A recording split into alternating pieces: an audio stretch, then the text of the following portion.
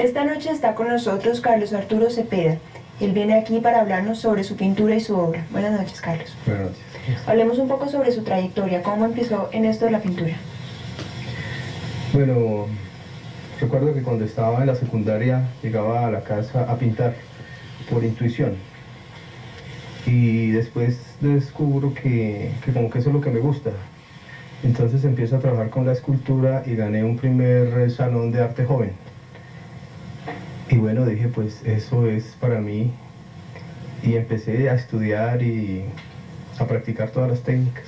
¿Cuáles son las técnicas que más le han dado resultado antes de llegar a la principal, que es de la que vamos a hablar hoy? Bueno, casi siempre han sido técnicas como raras, porque pinté sobre óleo sobre papel, que no es como muy normal. Y pinté óleo sobre un papel que es como que está como tapizado de un material brillante, y era para trabajarlo con los dedos, o sea que trabajaba el óleo sobre este tipo de papel pero con los dedos. Entonces le llamé óleo dactilopintura. ¿Y qué pasó con esa técnica? ¿Por qué no se quedó ahí?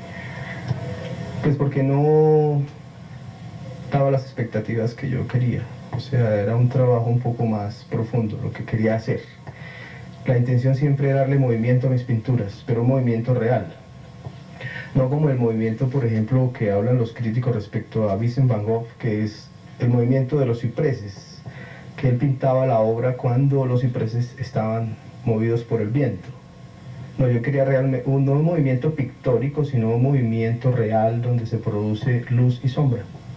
Y llegó a esta técnica que se hace, si no estoy mal, con mallas. Sí. Descríbame un poco cómo llegó ahí y cómo ha ido evolucionando dentro de esa misma técnica. Bueno, llegar ahí es ser inquieto, o sea, un buen artista, modestia aparte, ¿no? Tiene que estar muy curioso siempre de los materiales, ser muy observador. Me parece que es clave en un artista. Entonces, verificando muchos materiales, pintando, tocando muchas cosas, coloreando muchas superficies, encontré la malla.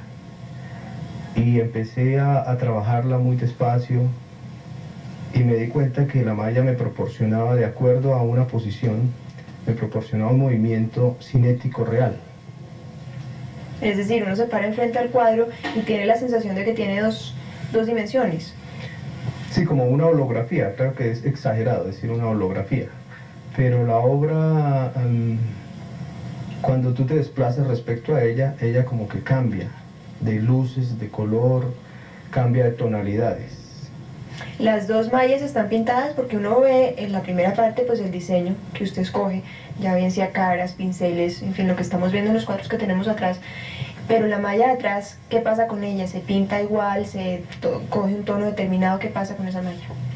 La protagonista es la primera malla, o sea, la que está en primer plano, y la que está en segundo, como a una distancia de unos 5 centímetros, está apenas con unas tonalidades muy sencillas, o de bajo tono local, que le colaboran un poco en el color que uno le pone a la que, como dije antes, a la que es la protagonista. Son solo dos mallas, nunca ha habido tres o más. No, realmente es una, pero ahí hay como una especie de anécdota. La luz, al entrar por entre los huequitos de la malla, producen en el fondo una sombra, y esa sombra también tiene forma de malla. Ajá. ¿Cierto?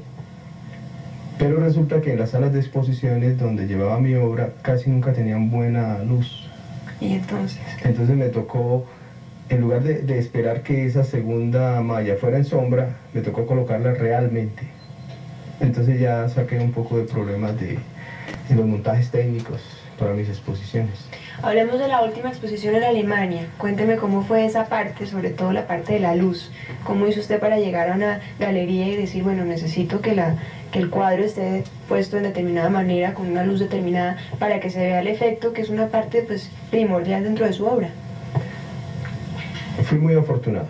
Bueno, primero porque tú sabes que los alemanes en asuntos de luz, en tecnología de luz, son expertos. Y pude exponer en una sala única y exclusivamente para exhibir arte, que era una estación de la Segunda Guerra Mundial. y ellos la acondicionaron de una manera espectacular, pues las luces, tanto a nivel general para el salón como a nivel particular para las obras, pues 1A. Entonces en eso sí corrí con buena suerte. Hablando un poco de los diseños, de lo que a usted lo inspira, porque uno ve caras, son diferentes figuras, ¿eso también ha cambiado a lo largo de la búsqueda de una técnica o siempre se ha guiado por figuras como abstractas que no tienen una relación con la otra, o por lo menos esa es mi apreciación? ¿Cómo ha sido esa evolución dentro del diseño? Bueno, al principio me interesaba pintar la figura humana, básicamente, pero con el tiempo estoy como acercándome a mi identidad cultural. O sea, todo eso, lo que eran nuestros indígenas, toda esa cultura, como que es como una regresión, una necesidad como genética, se puede decir.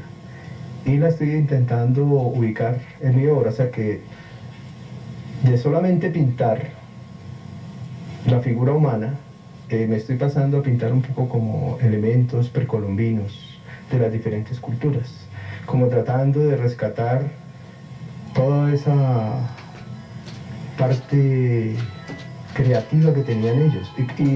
Y otra cosa que quiero anexar es que el hecho de encontrar esta técnica la basé en eso, en demostrarme a mí mismo que mis ancestros eran muy inteligentes y eran muy creativos. Entonces yo quería como ponerme a prueba a ver qué tan inteligente era en esa parte. Y me resulta pues esta técnica que trato siempre de investigar realmente qué tan solita está, o sea, si hay otras personas en otras partes del mundo que están haciendo la obra, que están haciendo la técnica, perdón. Y la verdad pues no he encontrado otra persona que trabaje las mallas como yo las hago. Bueno, Carlos, para finalizar, ¿dónde podemos ver su obra aquí en Bogotá o en otras partes del país? Pues mi obra no permanece en galerías comerciales porque nunca me ha gustado trabajar. El arte como que se daña cuando, y a uno también se le daña el corazón porque hay dinero de por medio.